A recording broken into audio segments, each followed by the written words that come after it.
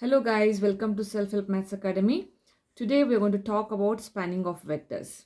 So let me start with, say, if S is equal to, I have the collection of vectors, say V1, V2 and so on up to say Vn. Okay, these are all a set of vectors in the vector space V. Okay, then a subspace W of V consisting of all the set of linear combination. Okay, so let me consider the subspace W, which is a subspace of vector space V. It contains the set of all the linear combinations. Then like as I told you, like say C1 V1 plus C2 V2 and so on up to Cn Vn. So this, you know, that it's a linear combination. I'm talking about set of all possible linear combination. Okay, all the possible linear combinations. Then we call that, we can write that as, say, W equal to span of V1 to Vn. So basically spanning is nothing but it is set of all possible linear combination of these vectors. Okay, then we will call that as the span of the vector. So let us see, let us try to understand this particular concept with the help of example. Okay, so let us try to see what exactly is happening in a spanning. Okay, so for that we will take a simple example. Say for example, let me start with, let V1 is equal to say 1 2 and V2 is equal to say 3 4. These are the vectors in R2. Okay, V1 and V2 are the vectors in R2. Let me take some C1 as say 2 and some C2 as say 4, and I will obtain some resultant vector V3 by multiplying this V1 with 2. That is, let me write this as a C1 V1 plus C2 V2. So here the C1 in particularly I am taking it as 2 and C2 I am taking it as say 4. What I will get here, this is equal to 2 times of 1 2 plus 4 times of 3 4. So this is like a 2 plus 12, which is 14, then 4 plus 16, which is equal to say 20. Okay, so this is the vector I obtained by one of the linear combination by considering my C1 and C2 as 2 and 4 by these two vectors. Okay, now as you go on changing the C1 C2 value, you will be getting many such linear combination along with this V1 and V2.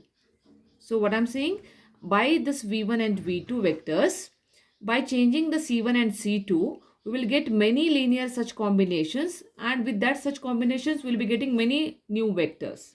Alright. So now what we are trying to understand is set of all the possible linear combination with these two vectors will be called as span of these two vectors. Span of these two vectors. Okay. Now here the question arises that is it like, possible that with any two vectors we'll be having set of all linear combinations, and I mean, like, does every vector like, the vectors like v1 v2 in R2, does all the vectors they span in R2? That is the question. So let us try to understand this with another example. To understand that, now let me take a particular example. Say it says, let us show that say this 24, this is some vector, is it belongs to the span of, say, the vector is 1 3 and 2 5. Okay, I have got a vector here. Say they're asking whether this particular vector, is it belongs to the span of this vector. So it means, like, now in the previous example I actually given you, by these two vectors with the simple scalars, with the linear combination, I have obtained this resultant vector. Okay, now the question is it possible to get this particular vector with the span of these two vector? When I say, is it possible to get this particular vector with the linear combination of these two vector? So in there are many ways to do this particular example. So let me follow this one. So here what I'll do is, I will try to take the scalar say C1 times of the vector 1, 3 plus C2 times of the vector 2, 5. This is equal to 24. So I should obtain some C1 and C2 in such a way that with this linear combination, C1 into the vector plus C2 into this vector, this linear combination should give me this vector. Okay, all right. So let us try to understand whether it is possible or not. For this, because it is the system of linear equation, it will give me the system of linear equation with two unknowns. I can write this as 1, 2, 3, 5 along with 24. Okay. So here the operations will be, here we have 3. So therefore R2 changes to R2 minus 3 times of R1. So here I have got 3. So here I have got 1. Let us see what we will get. So this will be equal to, so 1, as I'm not doing any changes in the R1. So this is 3 minus 3, which is equal to 0. So this is 5 minus 6, which is equal to, 5 minus 6, this is equal to negative 1. Okay. And then we have got 4 minus 60, which is equal to negative 56. Right. So now you have got here negative 1. And with the help of this negative 1, I'm going to remove this 2. So what I will do is, R1 changes to, since it is 2 here, so R1 changes to R1 plus 2 times of R2. Let me do that because it's a negative sign. So it will give me 1, since it is 0, no worry, 2 minus 2, which is equal to 0.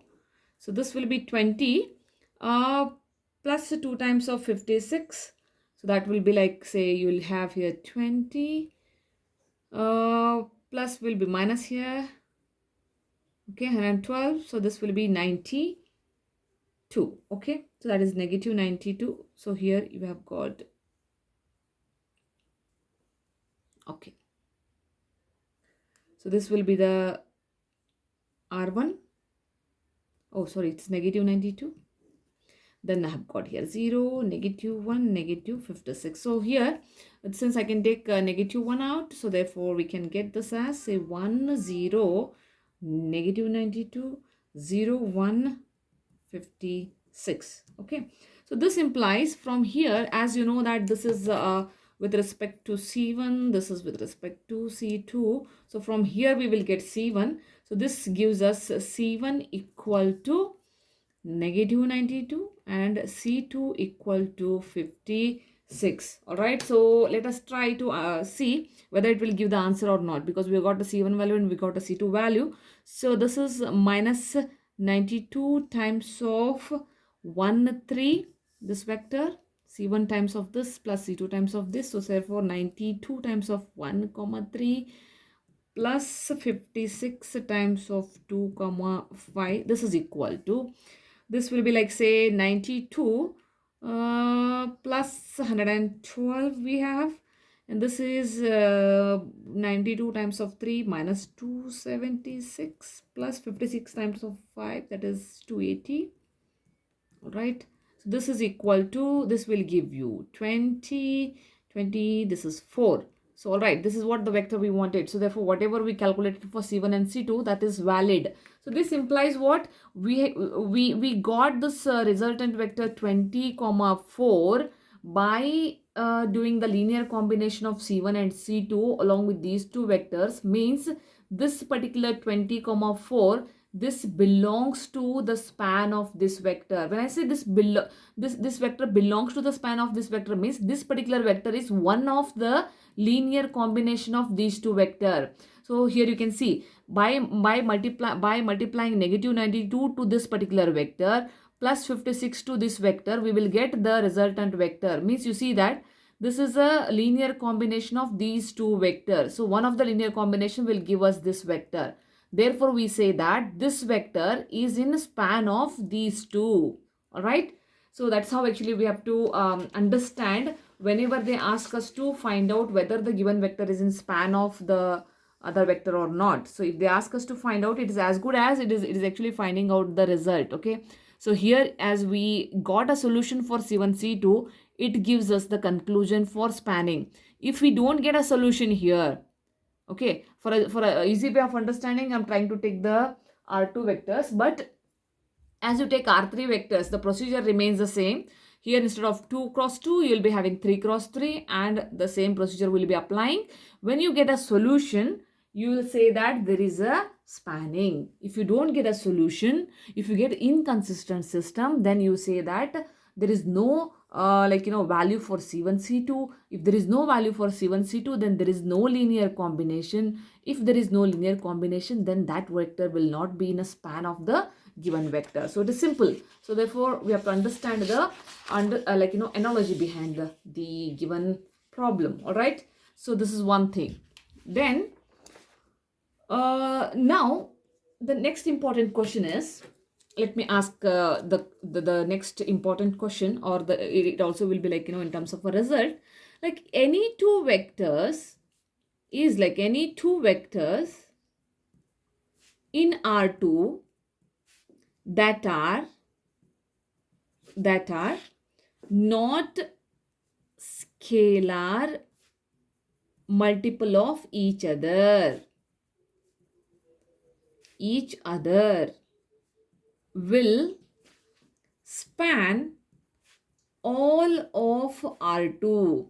I was asking this question, that I was saying that if any two vectors are given in R2, does it always span the whole R2, or is there any condition on it? So the condition is, you see, any two vectors in R2 that are not scalar multiple of each other. That means the given vector must not be a scalar multiple of each other. So in this case, which we have discussed, if you observe this particular vectors like 1, 3 and 2, 5, let me multiply this with 2. This will be 2 times of 1 is 2, but 2 times of 3 is 6. Yeah, of course, these two vectors are not a scalar multiple of each other. All right, so let us see by taking this particular example whether it will span the whole of R2 or what. Okay, so let me take that example. Okay, so for example, by taking the vectors say 1, 3 and 2, 5, which are not the scalar multiple of each other, that is, does this set of vectors span all of R2? Okay, that is a question now. Does this vector span all of R2? Because that's what it says. The result says that any two vectors in R2 which are not a scalar multiple of each other should span all of R2. So here obviously these two vectors are in R2 and they are not a scalar multiple of each other. So does it span? So there are many methods in order to do this particular problem. So let us follow this method now. Let me do this like I'll take a scalar multiplication, C1 with this vector plus C2 with this vector. Let it say that it gives me the vector x and y. Okay, so let us try to understand this. Now it will be like C1 times of 1, I'll write this way, plus 2C2 equal to x, and 3C1 plus 5C2 equal to say y. So here in this case, what we will be doing, okay, let me now from one of the equation, let me take out the C1. For example, let me write this from here. Let me write C1 as C1 equal to x minus 2C2. And let me put this C1 value in the other equation. So this will give me 3 times of x minus 2C2 plus 5C2 equal to y. So this is like 3x minus 6C2 plus 5C2 equal to y. Then 3x minus C2 equal to y. Okay, all right. Then C2 will be equal to simply 3x minus y. You have got C2 value as 3x minus y. So let me put C2 value in the C1. I will get here C1 equal to x minus 2 oh sorry, x minus 2 times of 3x minus y. This is x minus 6x plus 2y. Okay, so this will give me minus 5x plus 2y. This is your C1. So we have got C1 value and we have got C2 value. Okay, so now we have got a C2 and we have got a C1 in terms of x and y. So now let us try to focus, because this x and y are any arbitrary vector, right? So by the combination of C1 and C2 I should get this x and y. So let me take like to produce a particular x and y. Okay, to produce this particular x and y, let me take x and y as some 4 and say 7. I want to produce this 4 and 7, whether it works with this C1 and C2 or not. Let us try to see now. This x is 4 and y is 7. Okay, so let me take this in the C2 and C1 value. So my C1 is minus 5 times of x, which is 4, plus 2 times of y, that is 7. So minus 20 plus 14, minus 20 plus 14, which is equal to minus 6. And C2 is 3x minus y, so 3 times of x, which is equal to 4. Then minus y, which is equal to 7. So 12 minus 7, which is equal to 5. Okay, I've got the C1 value as negative 6 and the C2 value as say 5. Whether is it practical? Let us see whether if I take the C1 value as negative 6 and C2 value as 5, whether I will get the required 4,7, that vector. Let me see. To that, minus 6 times of 1, 3, plus 5 times of 2, 5. This is equal to, let us try to see, minus 6 plus 10, guys, that is 4. Then minus 18 plus 25, that is equal to 7. Okay, all right. So this is what I wanted. The xy which I've taken is 4,7. So with this C1, with this C2, I have obtained 4,7. So this implies the calculation which we did is accurate and correct. And also it says that, now see, as I told you, this x and y I've randomly chosen.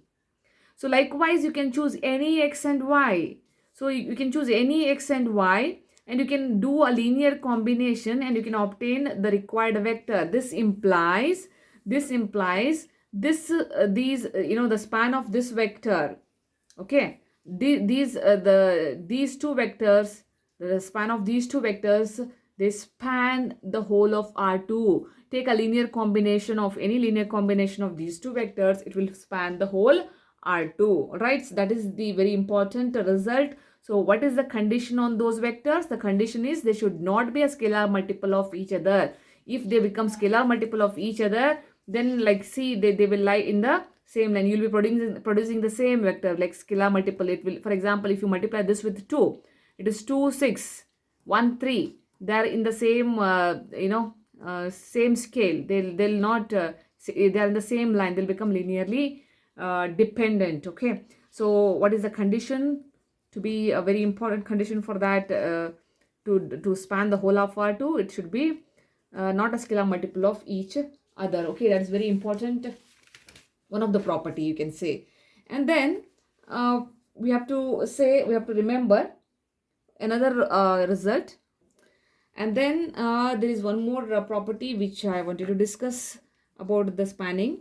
Suppose let S is equal to V1 to Vn, and say S dash is equal to W1 to Wn. Okay, these are the two set of vectors in a vector space W. Then span of the vectors V1 to Vn is equal to the span of the vectors W1 to Wn. If you can just, if you want to change, you can just change this as some R, some K, then this will be like say R and K. Okay, the span of V1 to Vr is equal to span of W1 to Wk. This is true if and only if each of the vectors in S, each of these vectors in S is a linear combination of those vectors in S dash, and conversely each of the vectors in S dash is a linear combination of the vectors in yes. So means if each and every vector can be expressed as a linear combination of the vectors in this, or each and every vector can be expressed as a linear combination of this vector, then only we can say that span of this vector will become equal to the span of this vector. All right. So this is another important property one we have to understand. Now let's see another example.